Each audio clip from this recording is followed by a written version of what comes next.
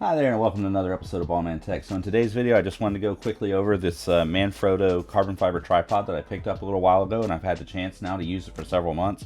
And so I'm going to go ahead and give you my thoughts and some things that I like about it over the Sun Pack that I reviewed previously, why I had to get this one, and what my final verdict is. So stay tuned.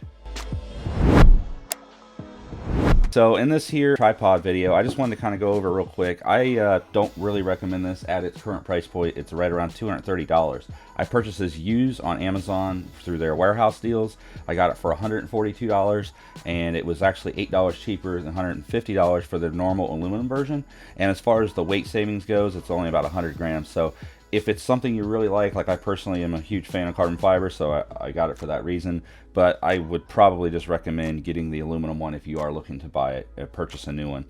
Now, as far as the carbon fiber goes, sometimes there's a little bit of sticking when you because it's like a dry carbon, and sometimes it's not quite as smooth as I'd like it to be. My Sun Pack has gotten kind of wore out and super loose, so when I do it, it's extremely fast to set up, but then it's kind of self-loosens, if you know what I mean. So it really doesn't do the greatest job holding the camera all the time if I'm not extremely careful making sure everything's tight. So this is certainly not a problem with this one. It has a lot of nice rubber feet, it's got rubber on the knobs, and it's got a super smooth Manfrotto ball head that's really nice to use. And typically I use this tripod a lot when I'm filming a down low type of videos. For example, I'm working on doing a E55 AMG update video, and so I did some brakes and stuff like that in suspension, and I used the tripod in this format, so it was nice and low and super stable, because while I'm working on cars, the last thing I want to do is knock over the whole camera rig and cost myself a lot of money. So that there's been really helpful. This does get a little over 64 inches tall, so it certainly gets plenty tall for anything I would need. Now, typically, of course, I'm only doing video work and using it for B-roll and things like that. I also use this in combination with the Sun Pack to mount to my carbon fiber slider. I got like a 36-inch slider that I use for some of my B-roll shots. So having a tripod on each side can create variance and lift. It's pretty handy, and I can get adjustable height. So anyways, when it comes to the actual head, it comes with this little Swiss Arca plate, and I don't like the thumb screw style. It has a Allen head and a flathead slot on it. I do like the little security screws that keep it, if you're not completely tight, it won't slide, the camera won't slide out. But typically I go with more of a thumb screw style, or the I guess the wing nut with a little tab that folds down. That's typically the type of plate I use, so I can make sure I can get a good tightness on it. So I guess I would like to see maybe a little bit better thumb screw put on this, but other than that, the ball head here is super smooth. Just release the lock and it rotates real nice. And then for the actual main ball head, this here is extremely smooth and tightens down really good, and it's super strong.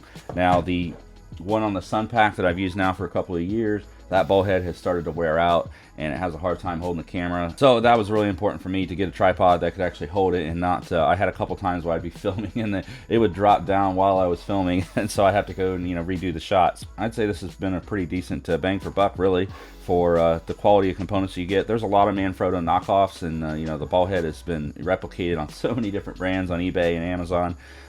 I just personally, after having the Sun Pack, which is kind of a knockoff design, this here is definitely, to me, the way to go, because you get a lot more rigidity, I get more height out of it, and it also has a kind of a handy feature, which I don't use often, but it's something I would like to use more, and that is this leg right here unscrews, and then you can unscrew the ball head, mount it on top of this, and you have a nice little monopod. So that's pretty slick. Definitely a nice little feature, and for some B-roll shots, it's a pretty handy deal, and it screws in here real nice. So it's kind of a good 2-in-1, and it also came with more of like a spiky feet. You can unscrew these here and screw those the longer feet in, like if you really need it to stick in terrain, if you're out doing a lot of landscape photography or something. It does have a little hook down here, which is nice. So if you want to add a weight at the bottom of your tripod to add stability. I also sometimes, if I'm running external power, I'll hang that off of this, so that way I get more stability and that extra battery life. So